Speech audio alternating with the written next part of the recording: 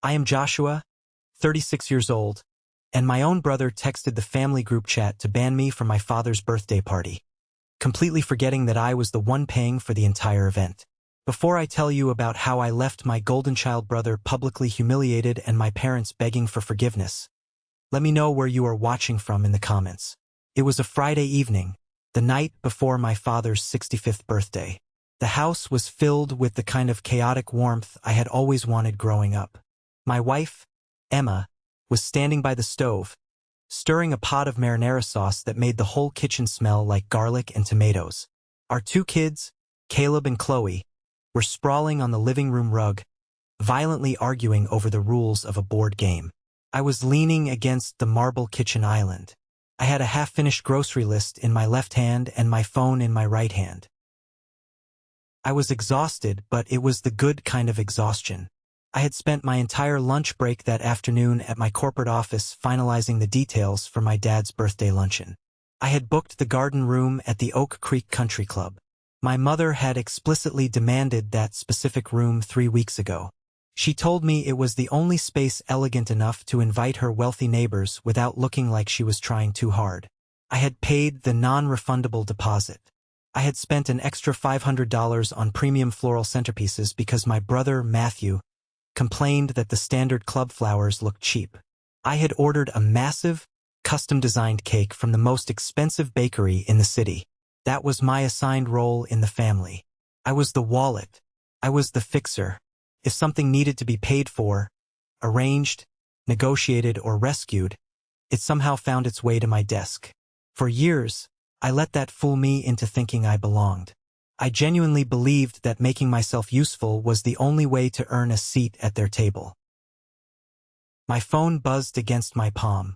The screen lit up with a notification from the family group chat. I unlocked the screen, expecting a last-minute request. Maybe my dad wanted a specific brand of scotch for the toast. Maybe my mother wanted me to pick up the dry cleaning on my way to the club tomorrow morning. Instead, I saw a text from Matthew. "Stay home. Don't come tomorrow. We're sick of your family." I stopped breathing. The kitchen noise around me seemed to fade into a dull hum. I read the words again and again. I stared at the screen, honestly thinking there had to be more coming. A follow-up text. An explanation. A joke. Something. Matthew was arrogant and entirely self-centered, but blatantly uninviting me from an event I was actively funding seemed incredibly stupid, even for him. I waited. The typing bubble did not appear. 5 seconds later, a notification popped up under Matthew's message. It was my mother. She had reacted to his text with a thumbs-up emoji. Before I could even process the sting of that betrayal, my father did the exact same thing. Thumbs up. My stomach dropped into my shoes. A cold, heavy weight settled directly over my chest. Just like that, 3 people who shared my blood managed to make me feel like an unwanted guest in less than a minute. They didn't even have the decency to call me. They didn't pull me aside to have a conversation. They discarded me and my wife and my children in a group chat, with the casual indifference of taking out the trash. My fingers felt stiff as I typed back. "So that's what I am to this family." I hit send. The read receipts popped up almost instantly. They saw it. They saw my pain. They saw the confrontation. No one answered me. Instead, Matthew sent a completely new message, completely ignoring my existence. Anyway, about the cabin for the summer trip, I was thinking we should upgrade to the one with the hot tub. My mother replied seconds later. "Oh, that sounds lovely. Let's book it before it sells out." My father chimed in.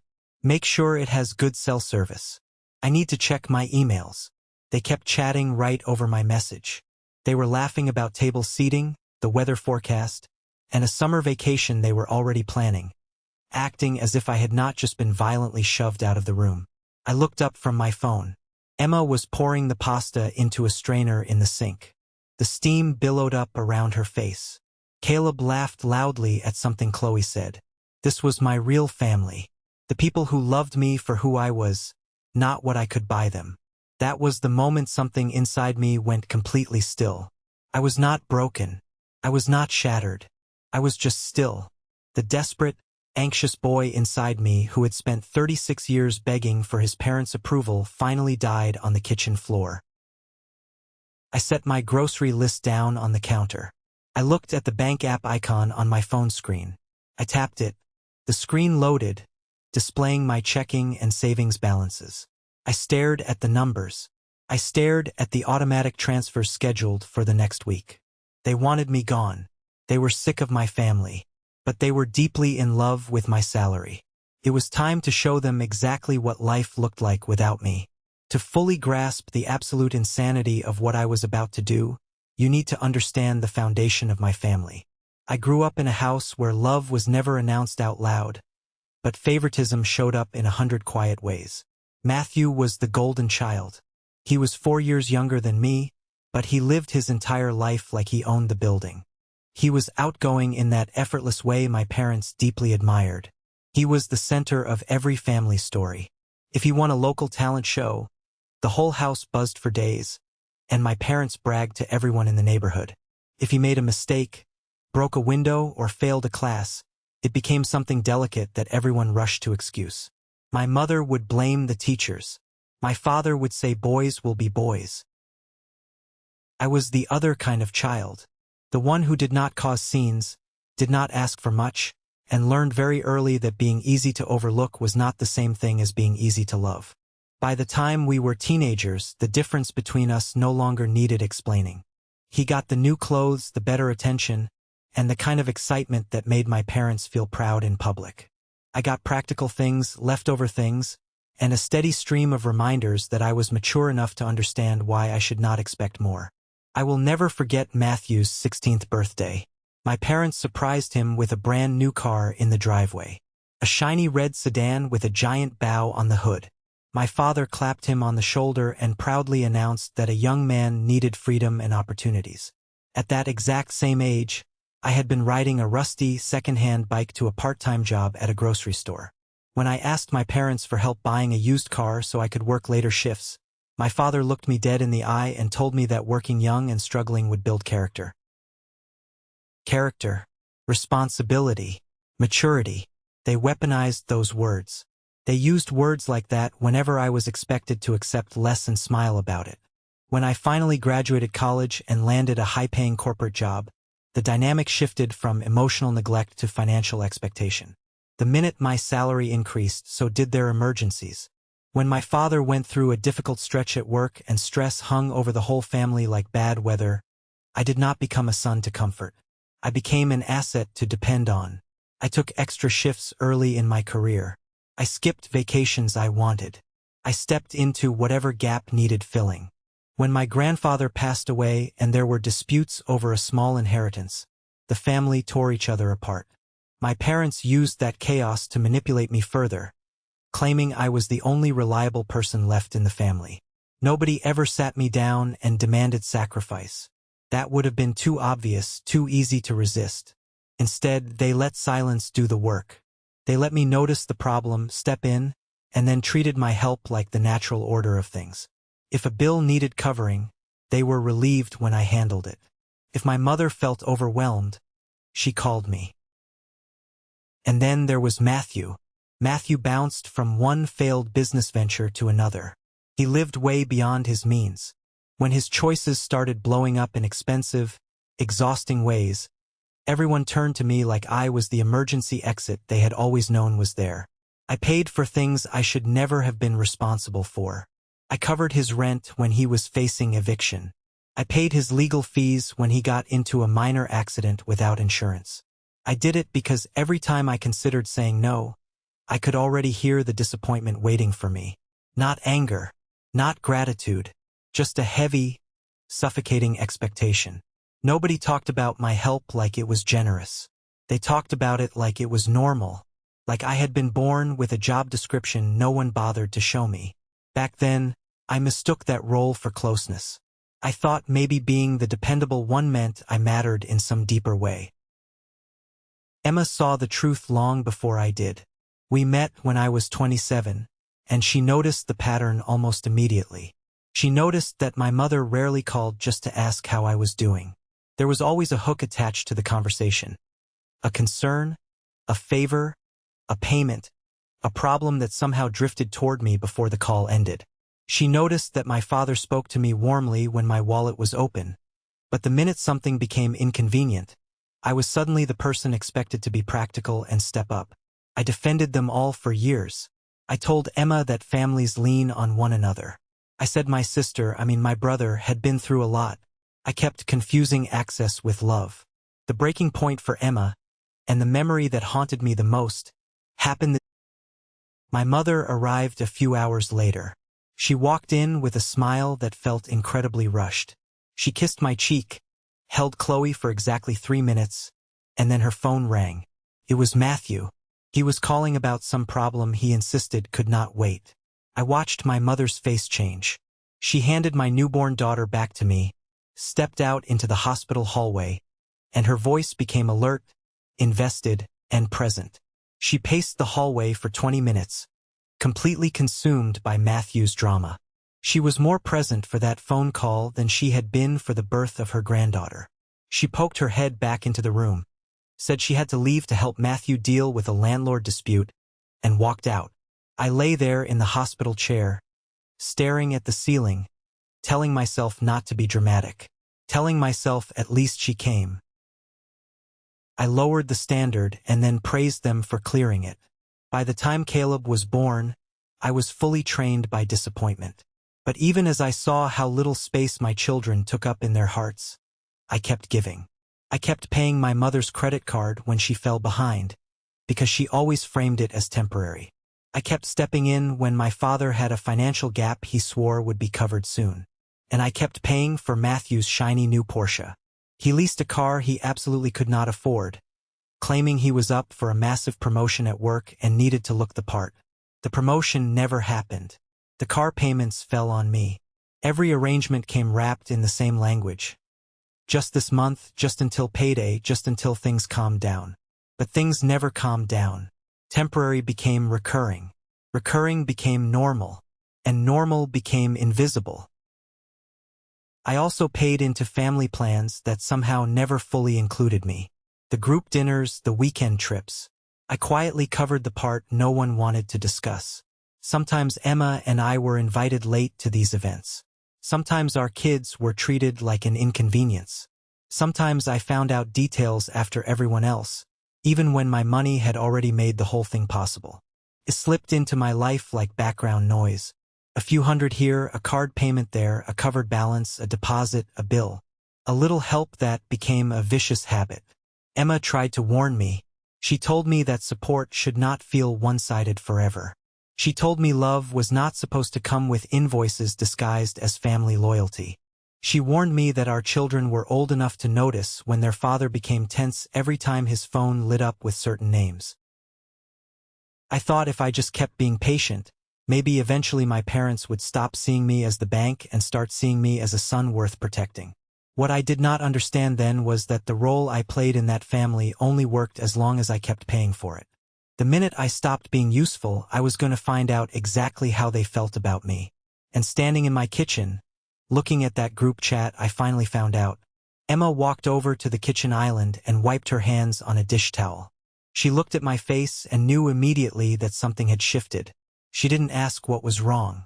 She just held out her hand. I handed her my phone. I watched her green eyes scan the screen. I watched her read Matthew's cruel message. I watched her register the thumbs-up emojis from my parents.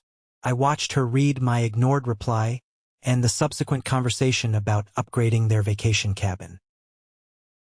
Emma didn't gasp. She didn't tell me to calm down. She didn't tell me to be the bigger person. She set the phone back down on the marble counter. She looked me dead in the eyes, her expression completely hardened. "If they do not want us there," Emma said, her voice completely steady, "they do not get to use you to make tomorrow look perfect." That sentence broke the dam, settled deep into my bones. That was the first moment all night I felt something close to absolute clarity. I did not say a word. I turned around, walked into my home office, and grabbed my laptop.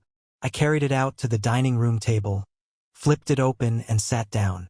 Emma stood quietly behind my chair, her hand resting firmly on my shoulder. I opened my email. Sitting right at the top of my inbox was the confirmation from the Oak Creek Country Club. The private room my mother had demanded. The room I booked 3 weeks ago. I stared at the reservation details. The customized lunch menu, the upgraded dessert package, the floral centerpieces I paid extra for because Matthew said the standard ones looked cheap. I felt completely detached, like I was looking at evidence from somebody else's life. I clicked the link to manage my reservation. I navigated to the cancellation page. The screen prompted me with a warning about losing the deposit. I didn't care. I clicked Cancel Event. The screen refreshed. The event was gone. Next, I opened the portal for the catering balance. My mother had called me 2 days earlier, sounding stressed, talking in circles about rising prices, and then went quiet just long enough for me to step in. I had transferred the money that same afternoon. I immediately reversed the charge. I removed my credit card information entirely. Then I found the bakery's website. I pulled up the order for the custom, 3-tiered lemon raspberry cake. I had chosen it based on the exact kind my dad used to ask for when I was a little kid. I hit cancel. Then the DJ. I emailed the DJ my brother insisted they needed, even though it was a lunchtime party and not a wedding reception, and canceled his services. My breathing steadied. I thought my hands would be shaking. I thought I would be second-guessing every move. But I wasn't. I felt precise. I felt focused. I had finally stopped reacting emotionally and started acting truthfully. I logged into my main banking dashboard. This was where the real surgery began. I opened the payment portal for my mother's primary credit card account. I removed my checking account information from the autopay settings. I had been covering her overflow for months. Not because she was helpless, but because every time the balance got too high, somehow I became the solution she never had to thank. Deleted. I opened the account tied to Matthew's monthly Porsche payment. That arrangement had started almost a year ago after one of his rough patches. He swore he only needed help for 2 months until he got back on his feet. I severed the bank connection. He was on his own. Then, I saw the recurring transfer labeled Family Travel Fund. This was the ridiculous little account my mother liked to call our vacation pot. This was the money they were using to plan the cabin trip they were currently discussing in the group chat without me. I clicked into the account history. I scrolled through the deposits for the last 24 months. A sickening realization washed over me. Every single dollar in that account had come from my bank account. Matthew hadn't contributed. My parents hadn't put in a dime. I was entirely funding a vacation that I wasn't invited to. The amount was not the point anymore. It was what each payment represented. Access, assumption, permission. Years of my life turned into a system where everyone else got comfort, and I got pure obligation. I initiated a total withdrawal. I transferred every single cent from the family travel fund directly into the college fund I had set up for Caleb and Chloe. I watched the balance hit 0. It was done. I closed the laptop. I leaned back in my chair. Emma leaned down and kissed the top of my head. We didn't need to speak. I had just dismantled a 36-year-old machine in less than 20 minutes. I picked up my phone. The group chat was still active. They were still talking as if I had simply dropped a dramatic little comment and would eventually come crawling back. Matthew was discussing his outfit. My mother was worried about the weather. My father made another joke. I watched those messages appear one after another and felt something colder than anger move through me. They truly believed I would absorb the insult, show up smiling, pay the bill, and keep the illusion intact. They were relying on a pattern. But the pattern was broken. I set the phone face up on the table, poured myself a glass of water, and waited for the automated emails to reach them. I sat at the dining room table, the glowing screen of my phone the only light in the room. The house was completely quiet now. Emma was upstairs putting the kids to bed. I watched the clock on my phone screen change to 9:08 p.m. Right on schedule, the first confirmation email from the country club hit my inbox. Because my mother was listed as the secondary contact on the event profile, I knew she received the exact same automated email. The card on file had been removed, and the room would not be held without a valid payment method. 2 minutes later, At 9:10 p.m., the bakery sent its cancellation notice. Then the catering service. Then the DJ. I did not send screenshots to the group chat. I did not make an announcement. I did not need to. The system was doing the talking for me. At exactly 9:11 p.m., the casual banter in the family group chat died. It was replaced by absolute chaos. The chat changed completely. Matthew was the first one to break. His message popped up, entirely devoid of his usual arrogance. "What the hell did you do? Fix it." I didn't blink. I didn't type. At 9:13 p.m., my mother's name appeared. Her tone shifted instantly. Suddenly, she was sweet. She was using that exact tone she only adopted when panic replaced her superiority. "Sweetheart, do not do this. This is not funny." A few minutes later, my father followed. He was confused at first, and then sharp when he realized this was not some bluff designed to make a point. "What happened to the reservation? Why am I getting these emails?" I sat there and read every single message without answering. For years, they had treated my financial help like background noise. It was just something that existed around them like air conditioning in the summer. Now that it was gone, they were finally hearing the deafening silence it left behind. And for the first time in my life, I let them. My phone started vibrating wildly. Incoming call from Mom. Ignored. Incoming call from Matthew. Ignored. Incoming call from Dad. Ignored. I opened the spreadsheet program on my laptop. I pulled up my banking history spanning the last 5 years. If I was going to burn this bridge, I needed to know exactly how much the toll had cost me. I started entering the numbers. The credit card payments for my mother.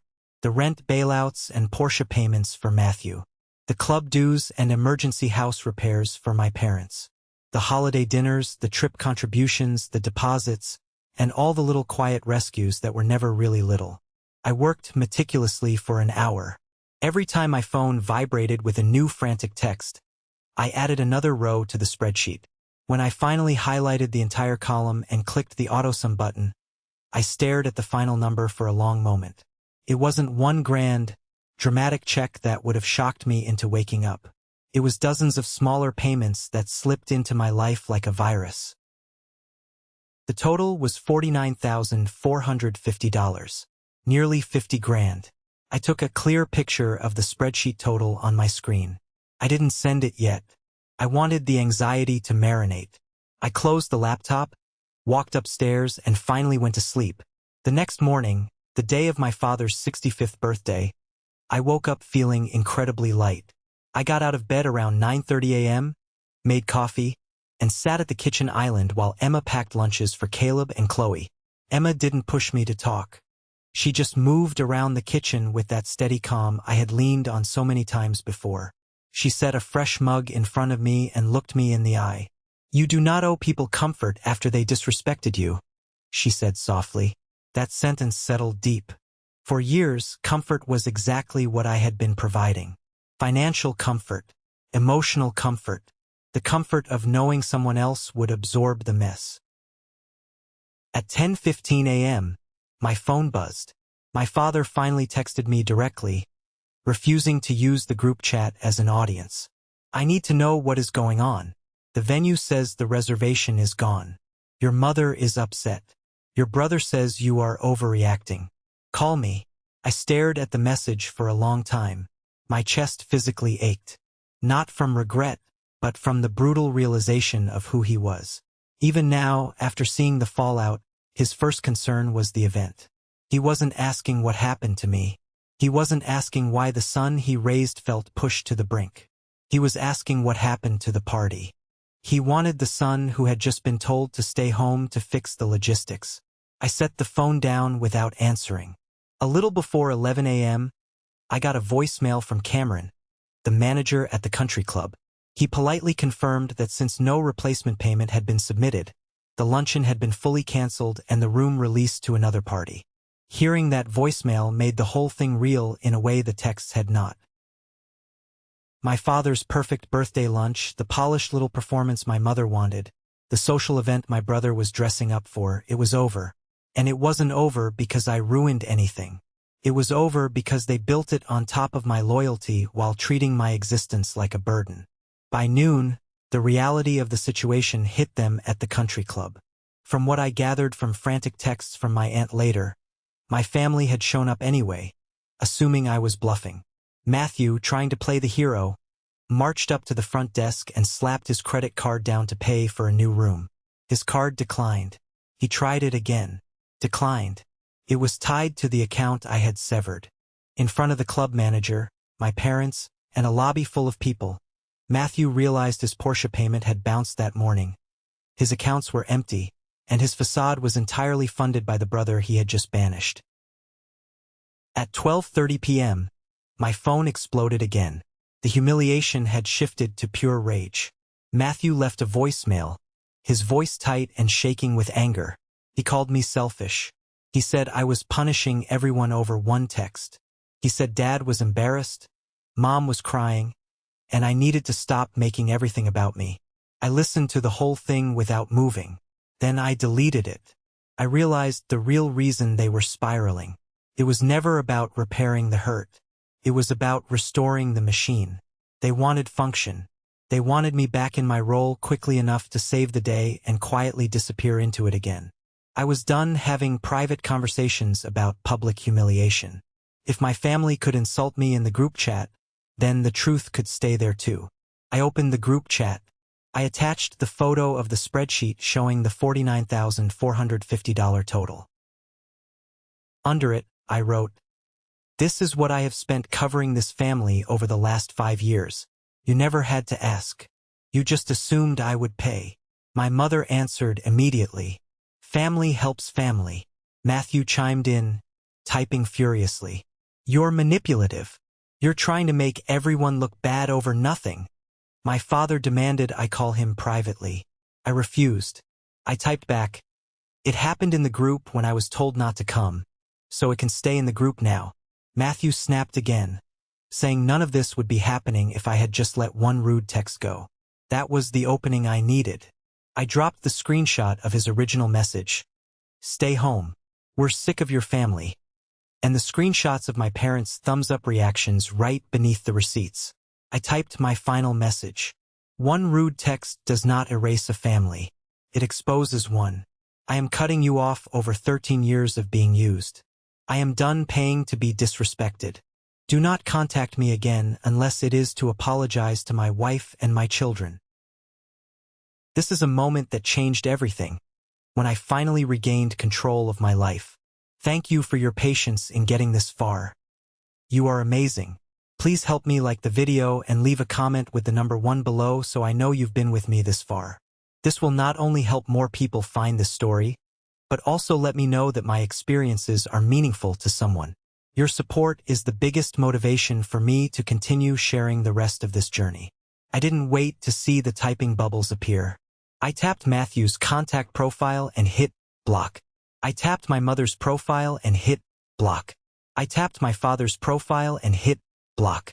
The silence that followed felt incredibly strange for about 2 seconds. My heart was pounding against my ribs, and my hands were slightly damp. But then, as I stood there in my kitchen looking out the window at the sunlight, it felt like pure, unadulterated peace. The heavy backpack I had been carrying for over a decade just vanished. The messages did not stop right away, of course. A toxic system doesn't just quietly accept the resignation of its primary workhorse. For the next 3 days, they came in waves through email from unknown numbers and through relatives who suddenly felt called to play peacemaker. Aunt Sarah sent me a careful text asking if everything was okay, mentioning she heard the location changed at the last minute.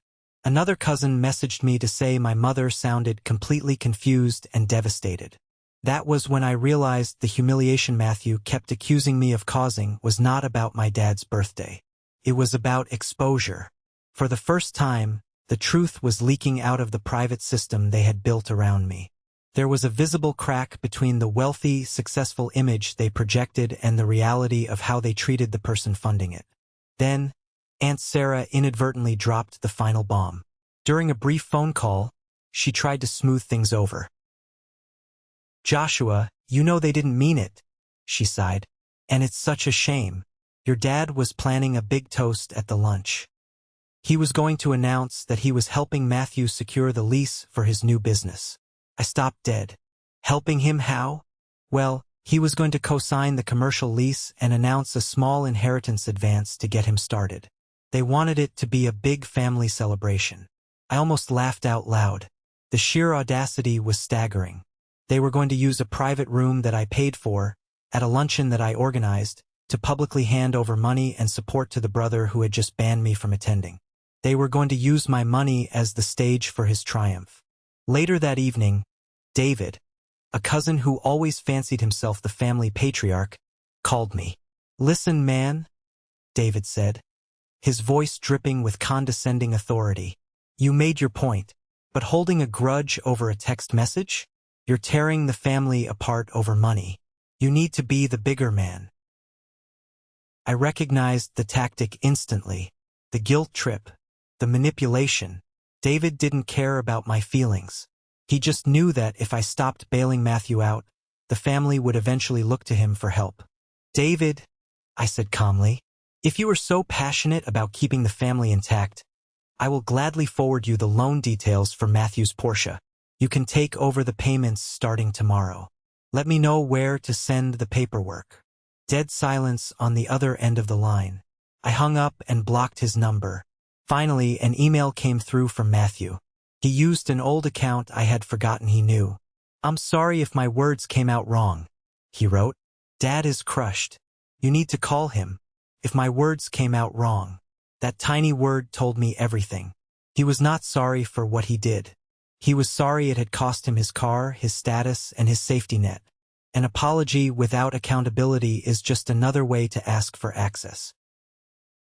So I did something my family had never trained me to do. I left it alone. I did not explain. I did not defend myself.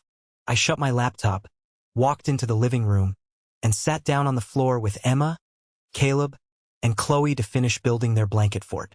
It has been roughly 6 months since the day of my father's ruined 65th birthday party.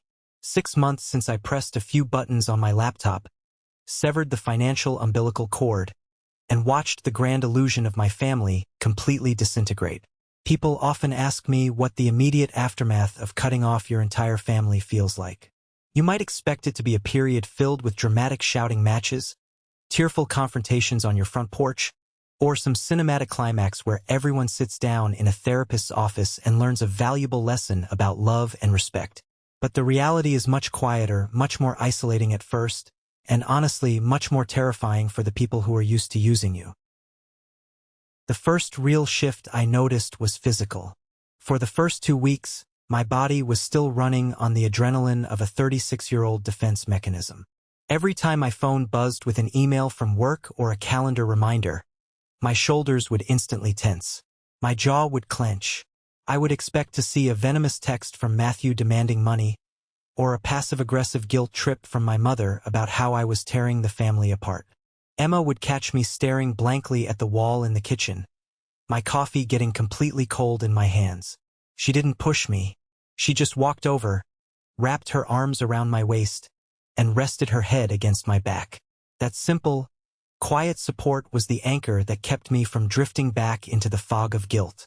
Then, the first of the month arrived. This was always the most stressful day on my calendar. The day my corporate salary hit my checking account. Usually, I would spend my entire lunch break sitting in my office, partitioning that money out like a man desperately trying to plug holes in a sinking ship. A massive chunk for my mother's credit card minimums, which always seemed to edge closer to the maximum limit. Another massive slice for Matthew's ridiculous Porsche lease, because he absolutely needed a luxury vehicle to maintain the illusion of his impending promotion. Another slice for the Phantom Family Travel Fund. But this time I opened my banking app and the money just sat there. It was entirely mine. I didn't owe anyone a single dime. The sheer volume of the balance staring back at me was staggering. I had been hemorrhaging money for so long that I forgot what it felt like to actually keep the fruits of my own labor. I took a deep breath, selected a large percentage of that salary, and transferred it directly into Caleb and Chloe's college fund. I sat back in my desk chair and watched the green confirmation checkmark appear on the screen. For years, I had been shortchanging my own children's future to fund the lifestyle of a 32-year-old golden child who had the audacity to tell me to stay away from my own father. Watching that college fund grow by thousands of dollars in a single afternoon was the most intoxicating, validating feeling in the world. I was finally investing in the people who actually loved me. My parents tried to punish me with the silent treatment for the first few weeks. It is a classic manipulation tactic in toxic households. They assume that if they withdraw their presence, you will panic, feel the agonizing void of their disapproval, and come crawling back, begging for their attention with your wallet wide open. What they completely failed to realize was that their silence was not a punishment to me. It was a vacation. It was the deepest, most restful peace I had experienced in my entire adult life. When the silent treatment failed to produce a frantic apology and a wire transfer from me, the tactics changed. They realized the machine was actually broken, and true panic set in. Without my monthly bailouts, their financial house of cards collapsed entirely, and it collapsed fast. Matthew was the first to fall under the crushing weight of his own consequences. The promotion he had been bragging about to our extended family? It was a complete fabrication. He didn't even have a full-time job. He was doing freelance consulting that brought in pennies. Without my bank account quietly covering the auto drafts, the Porsche was repossessed in the middle of the night. I found that out through the grapevine, when a mutual friend texted me asking why Matthew was suddenly asking for rides to the grocery store. 2 weeks later, he was facing eviction from his luxury apartment because he had been lying to the landlord for months. The desperation began to bleed into my daily life. Since my phone number was blocked, they started using flying monkeys. Relatives who thought they were helping but were really just acting as messengers for my parents' manipulation. One afternoon, I ran into my older cousin, David, at the hardware store. David had always fancied himself the patriarch of our generation, the guy who kept the family together through sheer force of will. He cornered me in the plumbing aisle. He didn't ask how I was doing. He didn't ask how Emma and the kids were. He crossed his arms and looked at me like I was a rebellious teenager. "You need to drop this grudge, Joshua," David said, his voice loud enough to echo down the aisle. "Your parents are a mess. Your dad is talking about tapping into his retirement savings to help Matthew avoid a lawsuit over his broken commercial lease. They are talking about putting a second mortgage on the house. Do you really want to be the reason your parents lose their home? You make a great salary. You can fix this. Be the bigger man." I looked at David.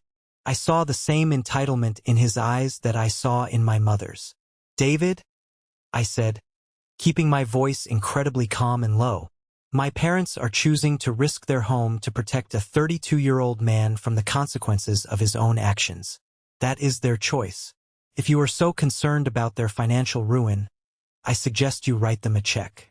But do not ever approach me in public again to demand my money for people who told me my family makes them sick." I walked away, leaving him standing there with his mouth open. I walked to my car, got in, and gripped the steering wheel. I didn't feel guilty. I felt powerful. I was no longer the designated victim, but the final, defining moment of this entire ordeal, the moment that permanently killed any lingering ghost of hope I had for reconciliation, happened a few days later. I was sitting in my home office going over some spreadsheets when an email notification popped up on my screen. It was an unrecognized address, but the subject line simply read, "Apology from Matthew." Against my better judgment, I opened it. The email was long, surprisingly articulate, and hit all the right emotional notes. Matthew wrote about how the stress of his failing business and his crumbling personal life had made him lash out like a wounded animal.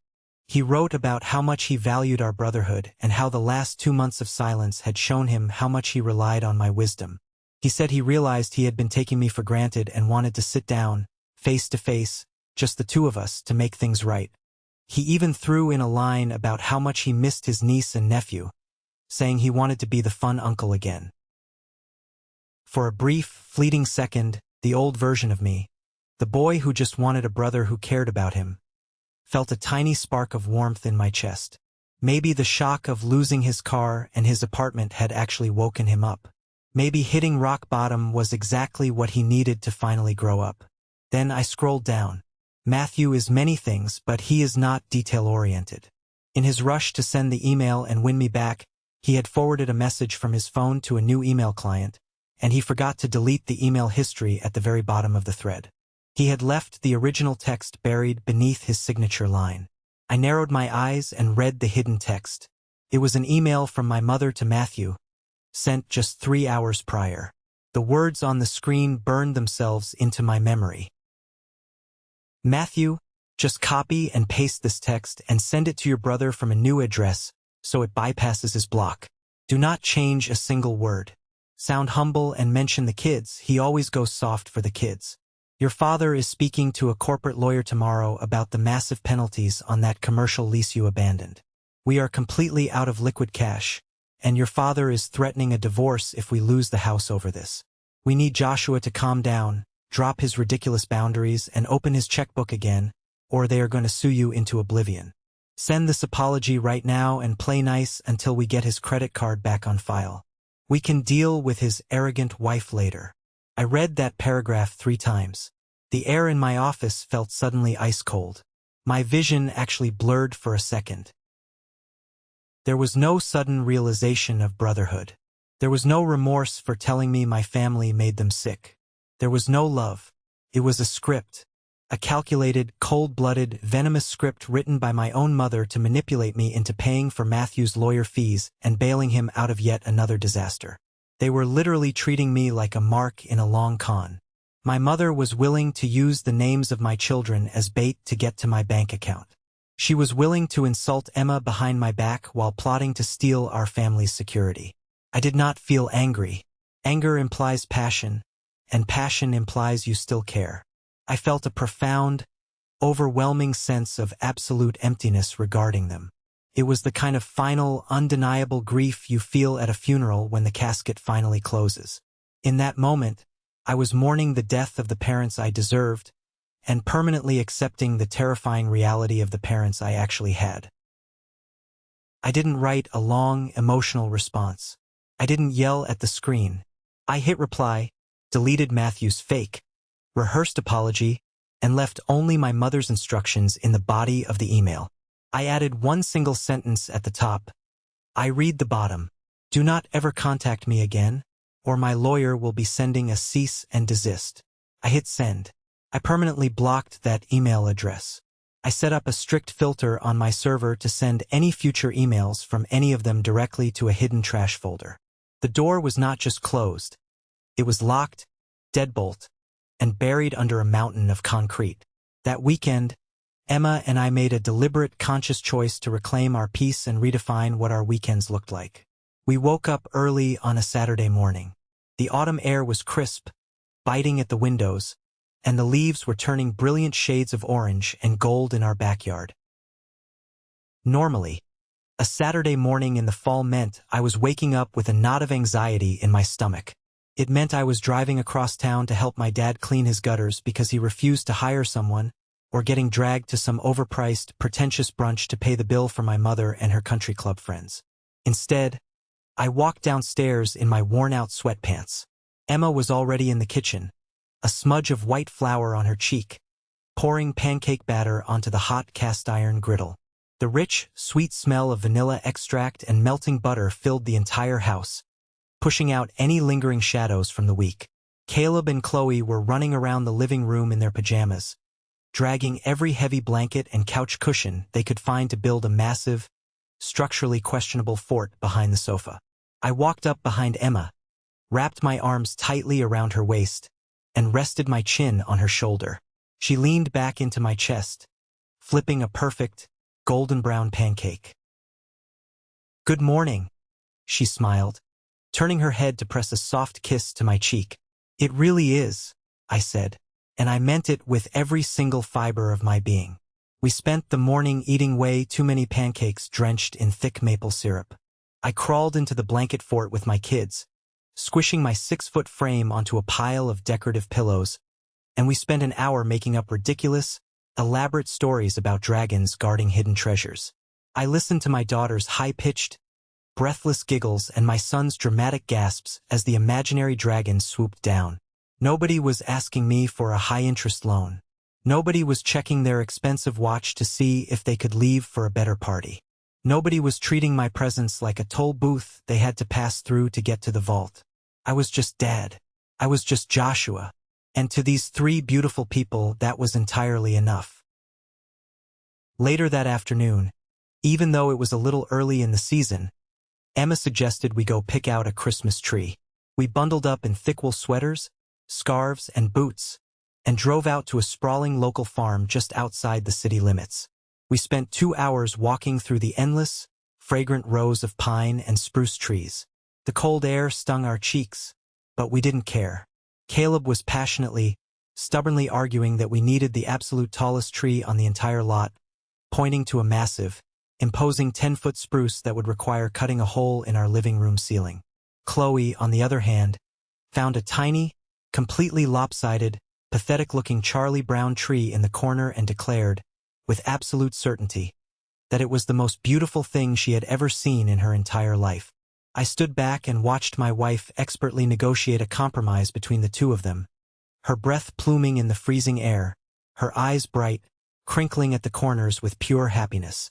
We finally settled on a thick, perfectly shaped Douglas fir. I pulled my wallet out to pay the old farmer for the tree. I handed him the cash. It was a simple, everyday transaction. $100 for a tree. But as the farmer thanked me, tipped his hat, and handed me my paper receipt, I realized something profound. I loved spending this money. I loved providing for the people standing in front of me. Because this exchange, this life I was funding, was built on a rock-solid foundation of mutual respect, loyalty, and genuine affection. I wasn't buying their tolerance. I wasn't paying a ransom to avoid their disappointment. I was funding our shared joy. I was building memories, not paying off debts of guilt.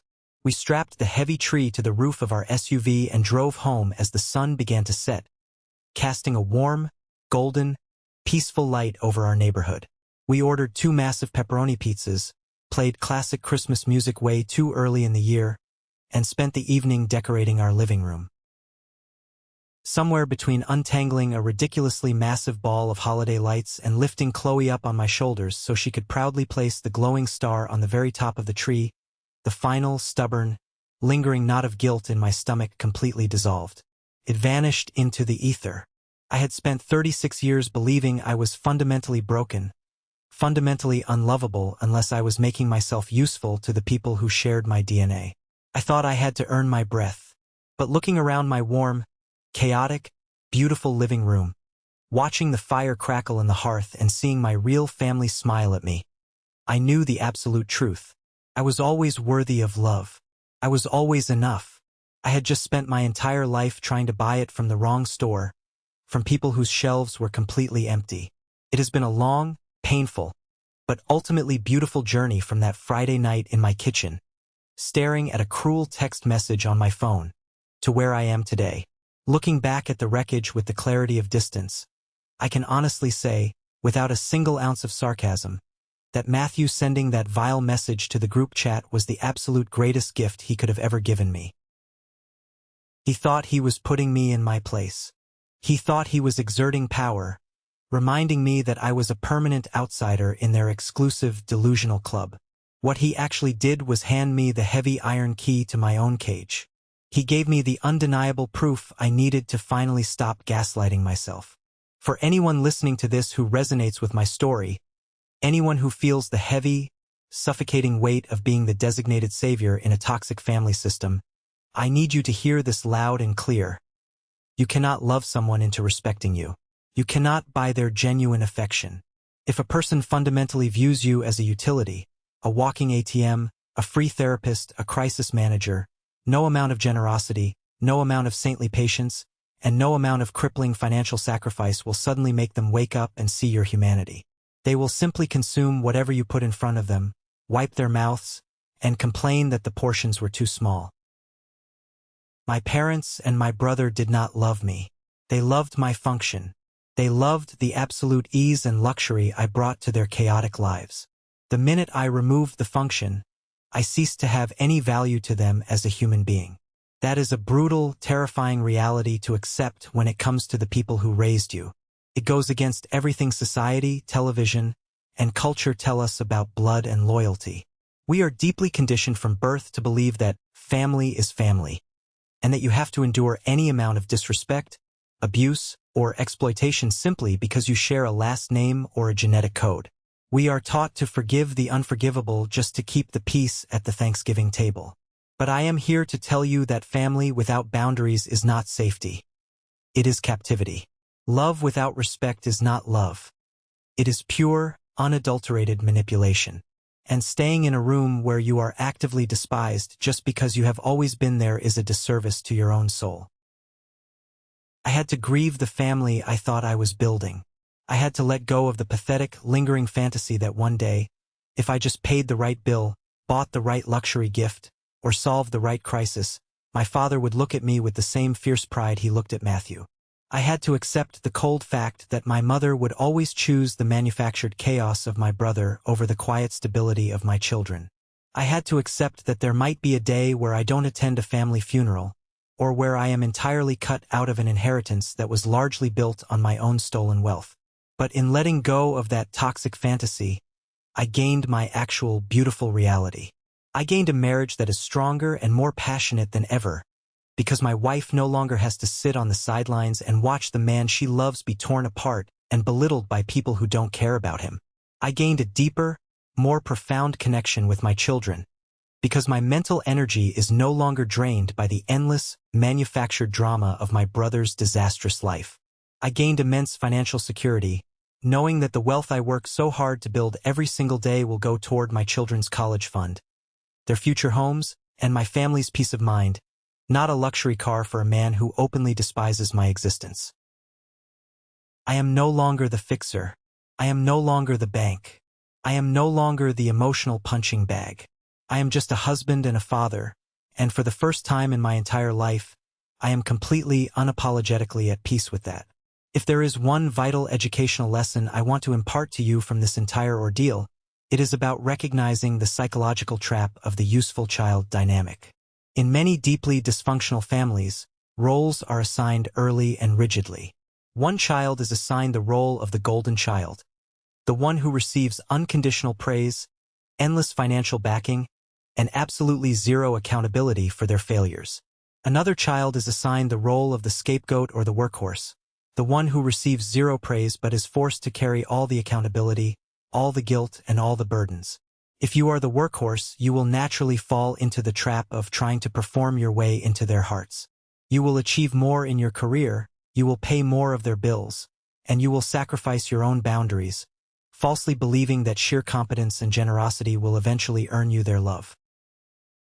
It won't. I promise you, it never will. It will only earn you more work. It will only increase their entitlement. You have to recognize that their inability to value you is not a reflection of your worth. It is a glaring reflection of their own brokenness and limitations. You are entirely allowed to stop paying the invoice for a relationship you aren't even actively participating in. You are allowed to walk away from a table where respect is no longer being served. Setting a firm boundary feels like a violent betrayal only to those who were actively benefiting from your lack of them. Stand firm. Hold your ground. Your mental peace, your financial future, and the well-being of the family you created are worth infinitely more than the conditional approval of the family you came from. Thank you for staying with me through this entire journey. It wasn't an easy story to tell, and revisiting those memories brought up a lot of old ghosts. But it is one I deeply know someone out there needed to hear today. Now, I want to turn this over to you. I want to hear your voices. What is the biggest lesson or perspective you are taking away from my experience? Have you ever had to set a hard financial or emotional boundary with your own toxic family members? And how did making that terrifying choice change your life? Please share your thoughts and your stories in the comments below. We learn from each other's strength. Or, if you simply resonated with the message and the educational takeaway of this story, if you understand the power of walking away from people who only value your utility, just comment the word good below so I know this reached you. Your support, your empathy, and your stories mean the absolute world to me. Stay strong, aggressively protect your peace, and I will see you in the next one.